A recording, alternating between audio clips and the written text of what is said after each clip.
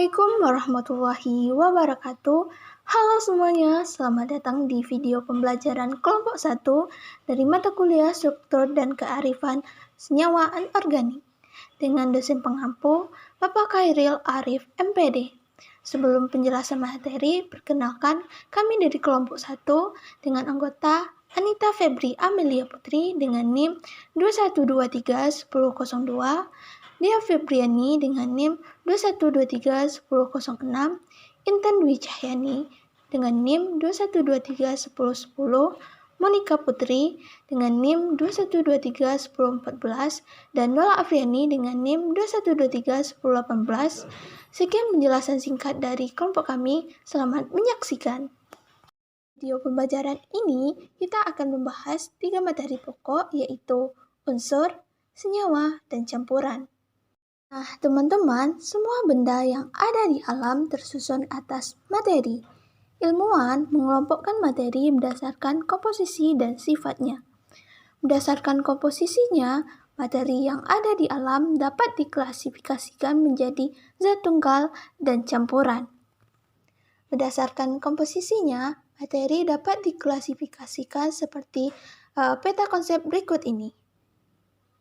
Materi dapat diklasifikasikan menjadi 2, yaitu zat tunggal dan campuran.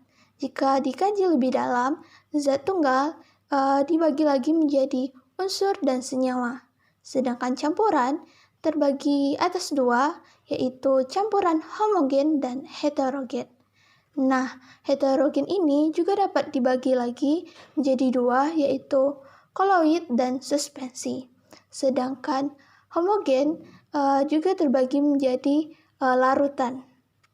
Teman-teman, zat tunggal dari materi terdiri atas unsur.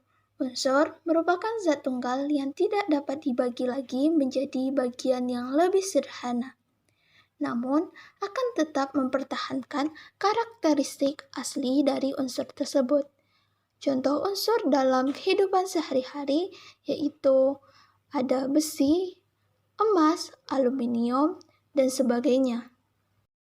Ilmuwan telah menemukan 118 unsur di alam, namun penyebutan unsur-unsur tersebut masih banyak menggunakan bahasa daerah masing-masing. Oleh karena itu, ilmuwan mengatur penamaan unsur secara universal dalam suatu organisasi yang bernama UPEC, yaitu International Union of Pure and Porous Chemistry. Contoh penamaan unsur dalam kehidupan sehari-hari seperti timah, sedangkan UPEC menetapkan namanya sebagai strontium, belerang dengan nama sulfur, besi atau iron atau ferrum, dan masih banyak contoh lainnya. Selain nama, unsur juga memerlukan simbol untuk mempermudahkan pengenalannya. Simbol menjadi penting karena tidak semua unsur dapat dilihat dengan mata telanjang. Simbol unsur diambil dari huruf depan nama universalnya, seperti litium dengan lambang unsur Li, dan contoh lainnya seperti tabel berikut. Teman-teman, setelah diidentifikasi 118 unsur terdiri atas 94 unsur alami dan 24 unsur sintesis atau buatan. Pengelompokan ini berdasarkan sifat unsur. Sifat unsur dapat dikelompokkan menjadi 2, yaitu sifat fisika dan sifat kimia. Berdasarkan sifat fisika dan kimia suatu unsur dapat dikelompokkan lagi menjadi 3 kelompok besar, yaitu logam, non-logam, dan metaloid. Dari tabel periodik unsur ini dapat kita ketahui dari warna biru merupakan unsur logam, kuning kecoklatan merupakan semilogam atau metaloid, dan kuning cerah merupakan unsur non-logam. Teman, antara unsur logam dan unsur non-logam dapat dibedakan seperti tabel berikut ini. Unsur logam dapat berwujud padat pada suhu kamar kecuali raksa, sedangkan unsur non-logam dapat berwujud padat, cair maupun gas pada suhu kamar. Unsur logam dapat mengantarkan listrik dan panas secara baik yang disebut dengan konduktor, sedangkan unsur non-logam tidak dapat menghantarkan listrik dan panas yang disebut dengan isolator. Logam cenderung melepas elektron pada saat bertemu unsur non-logam, sedangkan unsur non-logam cenderung melepas elektron dari unsur logam. Unsur logam memiliki titik leleh yang tinggi, sedangkan unsur non-logam memiliki titik leleh yang rendah. Selain itu, unsur logam memiliki sifat yang kuat dan dapat ditempa, sedangkan unsur non-logam dapat bersifat rapuh dan mudah dihancurkan jika dipukul. Teman-teman, bagian terkecil dari unsur adalah atom. Atom tersusun atas 3 partikel subatomik, yaitu proton, elektron, dan neutron. Proton dan neutron membentuk inti atom, sedangkan elektron bergerak dalam lintasan membentuk awan elektron. Proton bermuatan positif, neutron bermuatan negatif, sedangkan neutron bermuatan netral. Topik yang kedua, kita akan membahas mengenai senyawa. Apa sih senyawa itu? Senyawa merupakan zat kimia murni yang terdiri dari 2 atau lebih unsur yang dapat dipecah-pecah lagi menjadi unsur-unsur pembentuknya dengan reaksi kimia. Nah, jadi senyawa ini terdiri dari 2 unsur atau lebih yang berikatan secara kimia. Nah, apa sih beda unsur dengan senyawa itu? Nah, unsur adalah bagian terkecil dari suatu zat atau materi. Sedangkan senyawa adalah gabungan dari beberapa unsur-unsur tersebut. Nah, jadi dari gabungan-gabungan unsur tersebut akan terbentuk senyawa. Ciri-ciri senyawa adalah yang pertama, senyawa terbentuk atau dihasilkan dari 2 atau lebih unsur penyusun. Yang kedua, senyawa berbentuk sebagai zat tunggal tetapi bisa diuraikan. Yang ketiga, sifat senyawa akan berbeda dengan unsur penyusunnya. Misalnya saja adalah senyawa air. Nah, air tersusun atas unsur hidrogen dan unsur oksigen. Namun, air memiliki sifat yang berbeda dengan unsur hidrogen maupun unsur oksigen tersebut. Yang keempat adalah, ketika sudah direaksikan, maka perbandingan komposisinya akan tetap. Dan yang terakhir, penguraian senyawa bisa dilakukan dengan cara kimia, tetapi tidak dengan cara fisika. Nah, senyawa terbagi 2. Yang pertama adalah senyawa organik. Yang kedua adalah senyawa anorganik. Senyawa organik adalah senyawa yang tersusun dari karbon sebagai penyusun utama dan kemudian mengikat unsur-unsur non-logam seperti hidrogen, oksigen, dan nitrogen. Senyawa ini biasanya terbentuk dari makhluk hidup, tetapi bukan sengaja dibuat oleh makhluk hidup. Sedangkan senyawa anorganik adalah senyawa yang secara sederhana merupakan lawan dari senyawa organik. Artinya, senyawa ini tidak tersusun atas atom karbon dan atom hidrogen. Senyawa anorganik ini, penyusun utamanya adalah unsur logam yang dihasilkan oleh benda mati seperti batu, tanah, air, mineral, dan sebagainya. Jika di dalam unsur terdapat atom sebagai penyusunnya, maka di dalam senyawa terdapat molekul sebagai penyusunnya. Molekul ini terdiri atas 2 atom atau lebih yang saling berikatan. Ikatan antar atom yang membentuk molekul dapat merupakan ikatan kovalen atau ikatan ionik. Nah, di sini bisa kita lihat molekul dari air atau H2O. Molekul air terdiri dari 2 atom H atau 2 atom hidrogen dan 1 atom oksigen atau atom O yang saling berikatan. Nah, molekul itu terbagi lagi menjadi 2. Ada yang namanya molekul unsur, kemudian ada juga molekul senyawa. Molekul unsur adalah molekul yang atom penyusunnya berasal dari unsur yang sama. Misalnya Cl2 tersusun atas 2 unsur Cl yang saling berikatan. Kemudian ada O2 dan ada O3. Nah, sebaliknya, molekul senyawa adalah molekul yang atom penyusunnya berasal dari unsur yang berbeda. Misalnya saja H2O tadi. Ada HCl dan ada C6H12O6 atau glukosa. Nah, di sini terdapat 4 gambar molekul. Yang pertama ada N2, yang kedua ada H2O, yang ketiga ada P4, dan yang keempat ada NH3. Nah, di sini manakah yang merupakan molekul unsur dan manakah yang merupakan molekul senyawa? Jadi, molekul unsur di sini adalah N2 dan P4 karena keduanya sama-sama tersusun atas unsur yang sama, yaitu N2 tersusun atas 2 unsur N atau nitrogen dan P4 tersusun atas 4 unsur P atau fosfor. Kemudian, molekul senyawa di sini adalah H2O dan NH3. H2O tersusun atas 2 atom H atau unsur H atau unsur hidrogen dan 1 unsur oksigen.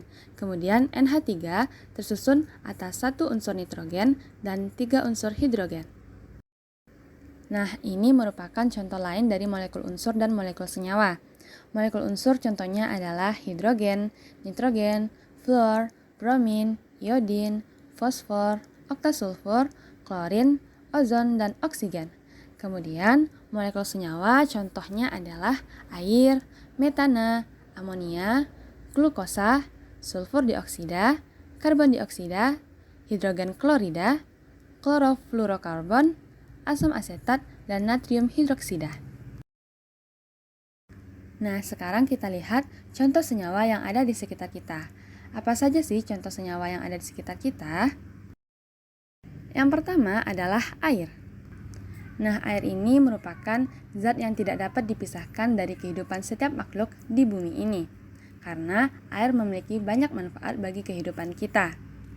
Nah, tahukah kamu, air merupakan contoh dari senyawa.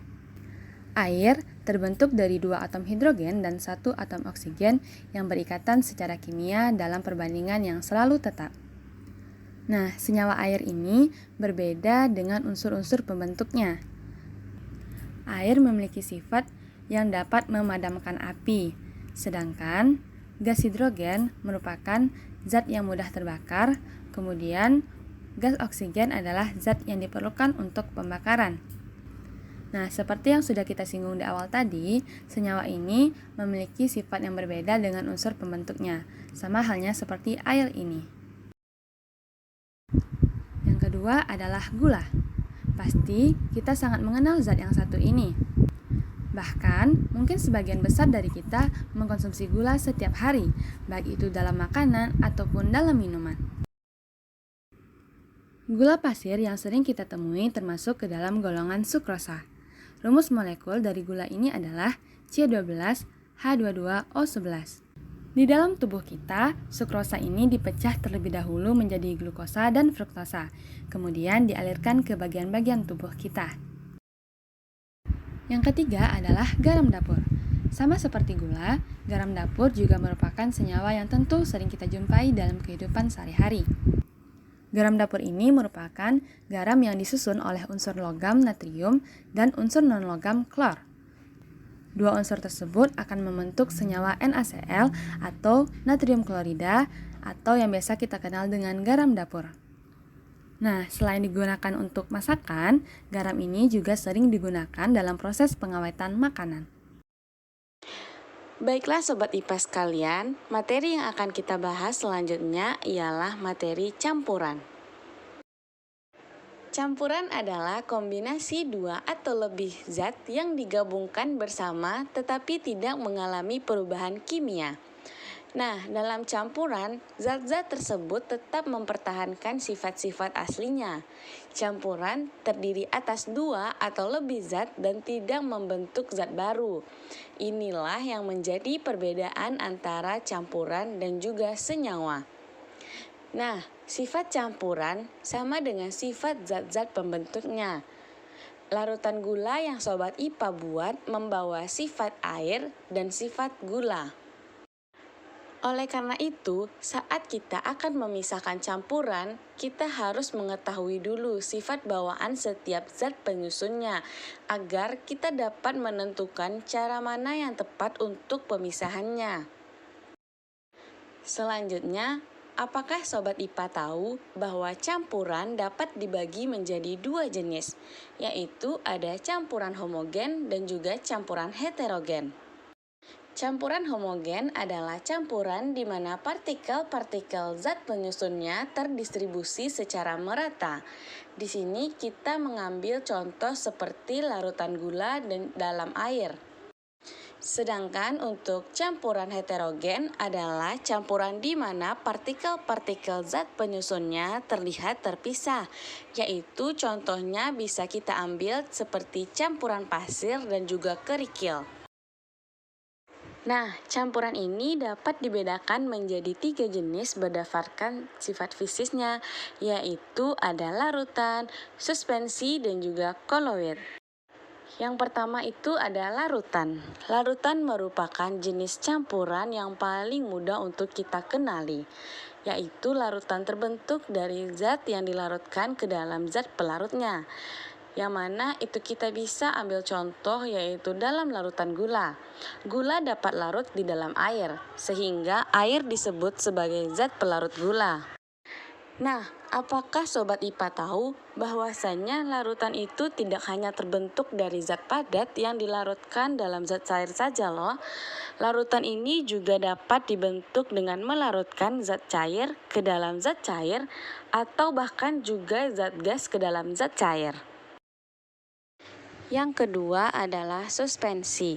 Suspensi merupakan campuran heterogen antara partikel padat yang tidak larut dalam medium gas atau bahkan cair. Dalam suspensi, partikel padat tersebar di dalam medium cair atau gas tanpa larut atau mengendap sepenuhnya. Nah, partikel-partikel padat tersebut umumnya lebih besar daripada partikel dalam larutan dan akan terlihat mengendap jika diamati secara visual. Contohnya dapat kita menggunakan yaitu campuran antara air dan pasir itu tidak disebut sebagai larutan, namun disebut sebagai suspensi. Dalam suspensi, partikel padat cenderung mengendap ke dasar wadah jika dibiarkan dalam keadaan diam. Namun, suspensi dapat diaduk atau diguncang untuk menciptakan dispersi yang sementara, di mana partikel-partikel padatan tercampur dengan medium cair atau gas untuk beberapa waktu sebelum akhirnya kembali mengendap. Contoh suspensi yang umum ditemukan dalam kehidupan kita sehari-hari ialah seperti air keruh setelah diaduk dengan tanah atau debu, lalu susu yang mengandung partikel lemak, dan juga cat yang mengandung partikel pigmen. Nah, yang paling perlu kita ingat di sini adalah bahwasannya suspensi itu berbeda dengan larutan, yang mana di dalam larutan partikel padat atau zat terlarut secara homogen terdispersi di dalam medium cair atau gas, sehingga ia tidak terlihat secara visual dan tidak akan mengendap. Yang ketiga adalah koloid. Koloid adalah sistem dispersi yang terdiri dari partikel-partikel kecil yang terdispersi dalam medium yang lain. Di dalam koloid, partikel-partikel tersebut berada dalam ukuran antara 1 hingga 1000 nanometer. Partikel koloid dapat terdiri dari zat padat, zat cair, atau zat gas. Ciri khas dari koloid adalah partikel-partikelnya tidak akan mengendap secara spontan atau larut dalam medium pendispersi.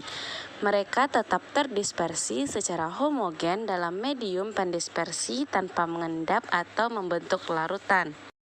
Nah, partikel-partikel koloid ini tidak dapat terlihat secara kasat mata, namun mereka dapat menyebabkan efek seperti hamburan cahaya.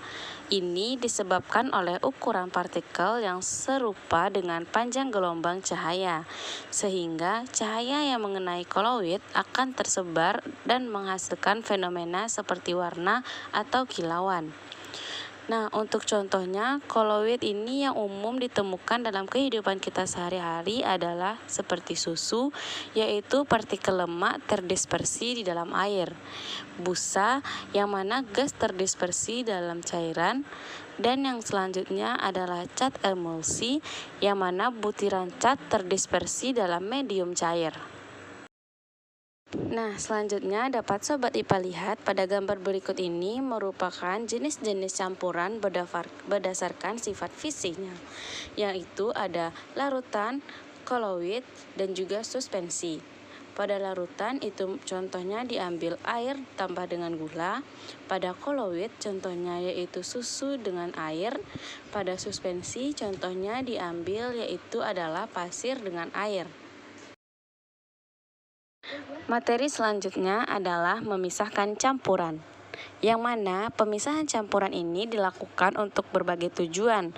Beberapa di antaranya adalah untuk memurnikan suatu zat, menghilangkan endapan yang mengganggu, memisahkan zat agar dapat dimanfaatkan kembali, dan sebagainya.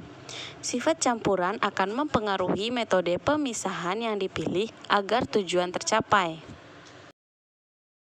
Yang pertama itu adalah pemisahan campuran pada partikel tidak larut, yang mana pemisahan campuran pada partikel tidak larut dilakukan pada campuran berjenis suspensi dan juga koloid, karena partikel zat yang dilarutkan lebih besar dibandingkan partikel zat pelarutnya. Nah, beberapa metode pemisahan dijelaskan sebagai berikut. Metode yang pertama yang dapat kita gunakan pada pemisahan campuran pada partikel tidak larut adalah metode dekantasi. Metode dekantasi dilakukan untuk memisahkan suspensi, yang mana suspensi dibiarkan cukup lama sehingga sebagian besar sedimen atau endapan terkumpul di dasar wadah. Cairan di atas sedimen kemudian dituangkan dengan hati-hati ke dalam wadah lainnya. Nah, dapat Sobat IPA lihat bahwasannya gambar berikut ini merupakan cara melakukan metode dekantasi. Metode yang kedua adalah pengayakan dan penyaringan. Pemisahan menggunakan ayakan adalah suatu teknik yang mudah dilakukan dan tidak memerlukan alat yang sulit untuk ditemukan, yang mana tujuan utamanya adalah untuk memisahkan partikel-partikel kecil dari partikel-partikel yang lebih besar. Dapat Sobat IPA lihat pada gambar berikut ini merupakan metode yang digunakan untuk pengayakan dan juga penyaringan. Metode yang ketiga digunakan adalah metode sentrifugasi. Metode sentrifugasi ini adalah suatu teknik atau proses pemisahan partikel atau zat berdasarkan perbedaan densitas mereka menggunakan gaya sentrifugal. Prinsip dasar yang digunakan pada metode ini adalah menghasilkan gaya sentrifugal yang memaksa partikel-partikel bergerak ke arah luar dari pusat rotasi, sehingga partikel dengan densitas yang lebih tinggi akan terdesak keluar, sedangkan partikel dengan densitas yang lebih rendah akan cenderung bergerak ke pusat rotasi. Dapat Sobat IPA lihat bahwasanya gambar berikut ini adalah gambar melakukan metode sentrifugasi, yang mana contohnya adalah pengeringan baju, seperti yang dapat Sobat IPA lihat. Dengan pemutaran yang sangat cepat, partikel air yang terserap dalam pakaian yang basah akan terpisah dan mengalir melalui lubang-lubang di dinding tabung. Kemudian mengalir keluar mesin cuci melalui pipa atau selang yang telah tersedia. Metode yang selanjutnya digunakan adalah metode pemisahan magnetis, yang mana pemisahan campuran dengan menggunakan metode pemisahan magnetis adalah suatu proses pemisahan bahan-bahan berdasarkan sifat kemagnetannya, yang mana pada umumnya metode pemisahan magnetis ini digunakan untuk memisahkan bahan-bahan yang mengandung komponen ferromagnetik atau paramagnetik. Bahan ferromagnetik adalah bahan yang dapat dengan mudah ditarik oleh medan magnet. Itu seperti besi, nikel, atau kobalt. Dan sedangkan bahan paramagnetik adalah bahan yang memiliki sedikit kemampuan tertarik oleh medan magnet, tetapi dapat sedikit dipengaruhi oleh gaya magnet.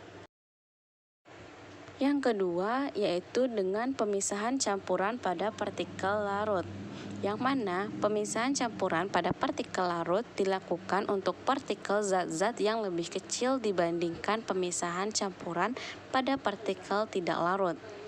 Beberapa metode pemisahannya dapat dijelaskan sebagai berikut. Metode yang pertama yang digunakan adalah evaporasi dan kristalisasi. Penyaringan tidak dapat memisahkan partikel zat terlarut dalam larutan, karena partikelnya terlalu kecil untuk ditangkap oleh filter apapun. Namun, kristal murni dari zat terlarut atau yang biasa kita sebut dengan residu akan tertinggal jika pelarut dipanaskan sehingga menguap dan menjadi gas. Nah, mendidihkan larutan mempercepat proses penguapan. Prinsip inilah yang digunakan pada metode evaporasi dan juga kristalisasi. Salah satu pemanfaatan dari metode ini adalah pada proses pengolahan garam dari air laut. Metode yang pertama yang digunakan adalah evaporasi dan kristalisasi. Penyaringan tidak dapat memisahkan partikel zat terlarut dalam larutan, karena partikelnya terlalu kecil untuk ditangkap oleh filter apapun. Namun, kristal murni dari zat terlarut atau yang biasa kita sebut dengan residu akan tertinggal jika pelarut dipanaskan sehingga menguap dan menjadi gas. Nah, mendidihkan larutan mempercepat proses penguapan. Prinsip inilah yang digunakan pada metode evaporasi dan juga kristalisasi. Salah satu pemanfaatan dari metode ini adalah pada proses pengolahan garam dari air laut. Metode ketiga yang digunakan ialah kromatografi. Kromatografi merupakan suatu metode yang digunakan untuk memisahkan warna-warna pada tinta, pewarna makanan, serta campuran warna lainnya. Media yang digunakan berupa kertas minyak atau juga kertas saring, berisi bercak campuran yang ditempatkan di kotak dengan pelarut, yaitu misalnya air. Warna yang berbeda bergerak dengan sendirinya menjadi terpisah-pisah di sepanjang media tersebut. Untuk contoh hasil kromatografi dapat Sobat IPA lihat pada gambar di samping, merupakan contoh dari hasil kromatografi kertas. Selanjutnya, kita akan masuk pada materi mengenai asam, basa, dan garam. Asam dan basa sudah dikenal sejak zaman dulu. Istilah asam atau asid berasal dari bahasa Latin acetum yang berarti cuka. Cuka mengandung asam asetat atau asam etanoat. Pengertian asam dalam ilmu kimia adalah zat yang dalam air bisa menghasilkan ion hidrogen atau H+. Senyawa kimia yang jika dilarutkan dalam air akan menghasilkan sebuah larutan dengan pH lebih kecil dari 7. Dalam definisi modern, asam yaitu suatu zat yang bisa memberi proton atau ion H+ kepada zat lain yang disebut basa atau bisa menerima pasangan elektron bebas dari suatu basa. Pada tahun 1884, Svante Arrhenius, seorang ilmuwan Swedia yang memenangkan hadiah Nobel atas karyanya di bidang ionisasi, memperkenalkan pemikiran tentang senyawa yang terpisah atau terurai menjadi bagian ion-ion dalam larutan. Ia menjelaskan bagaimana kekuatan asam dalam larutan aqua atau air tergantung pada konsentrasi ion-ion hidrogen di dalamnya. Menurut Arrhenius, asam adalah zat yang dalam air melepaskan ion H+, sedangkan basa adalah zat yang dalam air melepaskan ion OH-. Jadi, pembawa sifat asam dalam ion H+, sedangkan pembawa sifat basa adalah ion OH-. Asam Arrhenius dirumuskan sebagai HXZ. Jumlah ion H+ yang dapat dihasilkan oleh satu molekul asam disebut valensi asam, sedangkan ion negatif yang terbentuk dari asam setelah melepaskan ion H+ disebut ion sisa asam. Selanjutnya yaitu contoh asam. Ada beberapa contoh asam. Yang pertama yaitu asam asetat, terdapat dalam larutan cuka. Yang kedua, asam sulfat terdapat pada baterai mobil. Yang ketiga, asam tartrat terdapat pada anggur. Yang keempat, asam malat terdapat pada apel. Yang kelima, asam formiat terdapat pada sengatan lebah. Yang keenam, asam klorida terdapat pada asam lambung. Yang ketujuh, asam nitrat terdapat pada pupuk. Yang kedelapan yaitu asam fosfat terdapat dalam deterjen. Yang kesembilan asam askorbat terdapat pada jeruk dan tomat. Yang ke-10 asam sitrat terdapat pada jeruk. Yang 11, asam borat terdapat pada larutan pencuci mata. Yang ke-12, asam karbonat terdapat pada minuman berkarbonasi. Yang ke-13, asam laktat terdapat pada keju. Yang ke-14, asam benzoat terdapat pada bahan pengawet makanan. Selanjutnya yaitu mengenai materi basa. Basa ialah zat senyawa yang bisa bereaksi dengan asam. Basa adalah zat yang dalam air bisa menghasilkan ion hidroksida atau OH-. Hal ini karena senyawa hidroksida tersebut bisa mengikat satu elektron pada waktu dimasukkan ke dalam air atau H2O. Bisa menetralisir asam H+, oleh karenanya dihasilkan air H2O. Istilah basa atau alkali berasal dari bahasa Arab yang berarti abu. Contoh benda yang bersifat basa adalah sabun karena basa digunakan dalam pembuatan sabun. Sifat basa pada umumnya ditunjukkan dari rasa pahit. Sifat basa pada umumnya ditunjukkan dari rasa pahit dan licin dan juga sudah lama diketahui bahwa asam dan basa saling menetralkan. Basa areneus adalah hidroksida logam MOHX. Jumlah ion OH- yang dapat dilepaskan oleh satu molekul basa disebut valensi basa. Terdapat beberapa contoh basa. Yang pertama yaitu basa aluminium hidroksida. Terdapat dalam deodoran. Yang kedua kalsium hidroksida. Terdapat pada plester. Yang ketiga magnesium hidroksida. Terdapat pada antacid. Dan yang keempat itu natrium hidroksida. Terdapat pada bahan sabun. Ada beberapa perbedaan asam dan basa.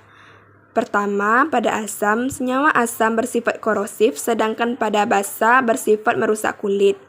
Pada asam, dapat mengubah warna zat yang dimiliki oleh zat lain, sedangkan pada basa dapat mengubah warna zat lain. Selanjutnya, kita akan membahas mengenai garam. Tahukah teman-teman bagaimana senyawa garam dapat terbentuk? Senyawa garam dapat terbentuk yaitu dari reaksi asam dan basa atau reaksi netralisasi. Pada reaksi netralisasi tersebut akan dihasilkan garam dan air. Contohnya yaitu NaCl atau garam dapur. Hidrogen klorida ditambah natrium hidroksida akan menghasilkan NaCl atau garam dapur ditambah dengan air. Manfaat dari garam yaitu yang pertama industri pupuk, yang kedua obat-obatan, yang ketiga pengolahan makanan, dan yang terakhir bahan pengawet. Yang selanjutnya yaitu penentuan skala keasaman dan kebasaan. Semakin suatu zat mempunyai keasaman yang tinggi, maka semakin banyak ion H+ di dalam air. Sedangkan semakin tinggi tingkat kebasaan suatu zat, maka semakin banyak ion OH- di dalam air tersebut. Indikator asam basa yaitu suatu senyawa yang dapat menunjukkan perubahan warna apabila bereaksi dengan asam ataupun basa. Indikator asam basa terbagi menjadi dua, yaitu indikator alami dan indikator buatan. Indikator alami merupakan indikator yang dibuat menggunakan ekstrak tumbuh-tumbuhan seperti bunga, umbi, kulit buah, dan juga daun-daun berwarna. Yang selanjutnya yaitu contoh indikator alami. Contohnya yaitu kunyit. Ekstrak kunyit ditambahkan dengan larutan asam maka akan menghasilkan warna kuning cerah.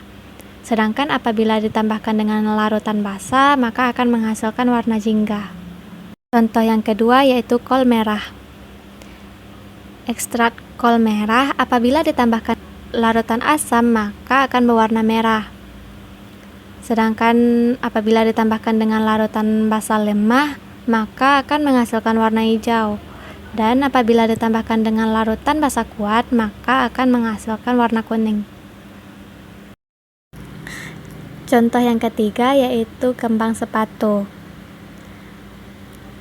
Ekstrak kembang sepatu apabila ditambahkan dengan larutan asam maka akan menghasilkan warna merah cerah.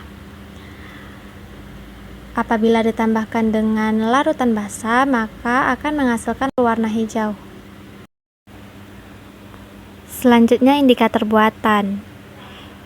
Indikator buatan yaitu indikator yang siap pakai yang sudah dibuat di laboratorium atau pabrik alat-alat kimia.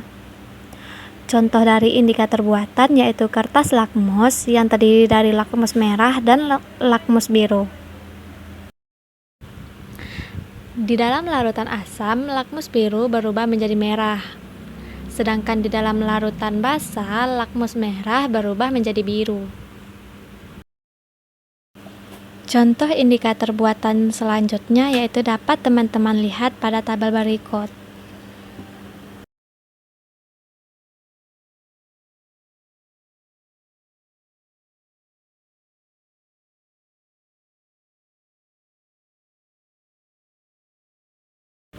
Sekian penjelasan materi dari kami, semoga bermanfaat. Assalamualaikum warahmatullahi wabarakatuh.